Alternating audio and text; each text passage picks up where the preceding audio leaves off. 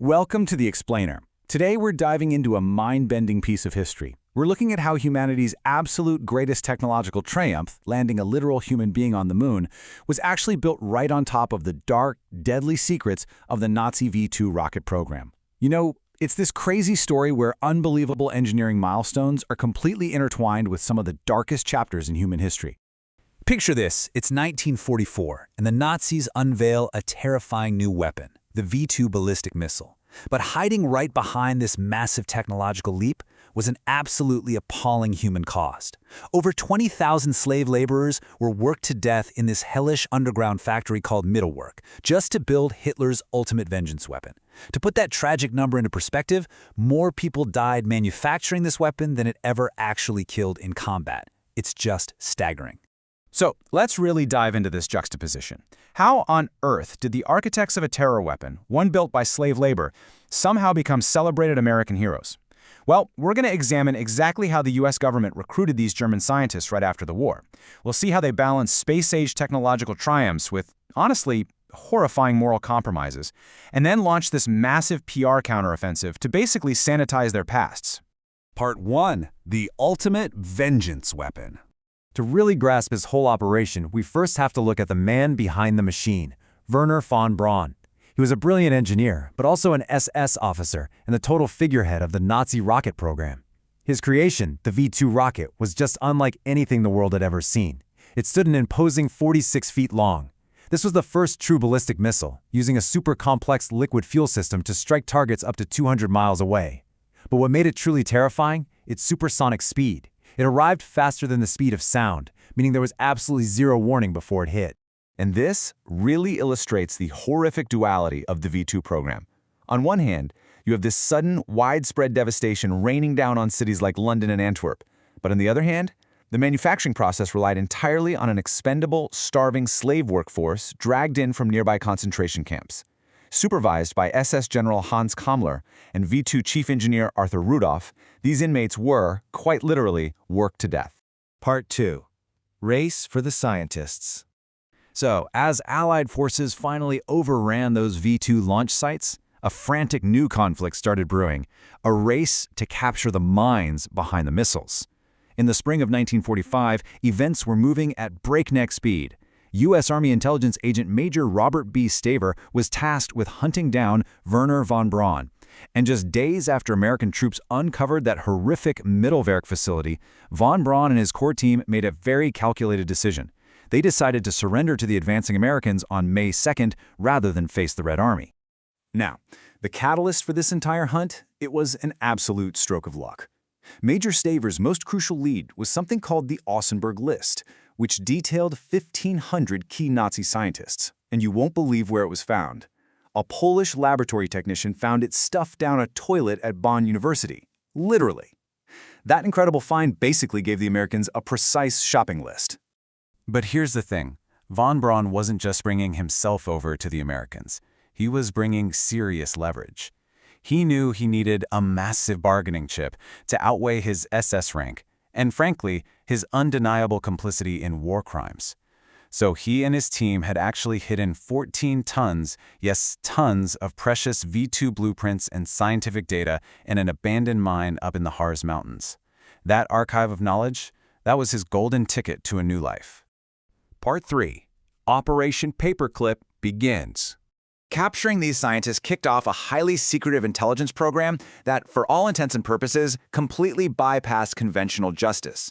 Officially established by the U.S. Joint Chiefs of Staff back in 1945, Operation Paperclip, which was named for the literal paperclips attached to the experts' folders, was driven by one deep-seated fear. If America didn't take these experts, the Soviet Union absolutely would. And this initiative went all the way to the top. President Harry S. Truman officially approved and even significantly expanded the program. Years later, when talking about deteriorating relations with the Soviets, he stated plainly that, quote, "this had to be done," and was done. He really believed the geopolitical stakes of the looming Cold War made this highly controversial assimilation an absolute necessity. The sheer scale of the operation was massive. Ultimately running all the way through to 1990, the U.S. military imported over 1,600 German men, And let's be clear, many of these scientists and engineers were confirmed as former SS or Nazi Party members. But to facilitate their employment, their dark pasts were largely covered up, or just completely ignored. This gave them the green light to rapidly develop American ballistic missiles, aviation medicine, and aeronautics. Part 4. Cold War and Rockets. Once they were established safely in the States, these scientists were swiftly assimilated right into the American military-industrial complex. By 1950, von Braun's team was set up at the Redstone Arsenal in Huntsville. But then came the real shocker. In October 1957, the Soviet Union successfully launched Sputnik. This deeply, deeply humiliated the U.S. government, which quickly prompted President Eisenhower to create NASA in 1958. And just like that, von Braun was thrust into a pivotal leadership role. Under von Braun's direction, that deadly V2 technology didn't just disappear, right? It directly evolved.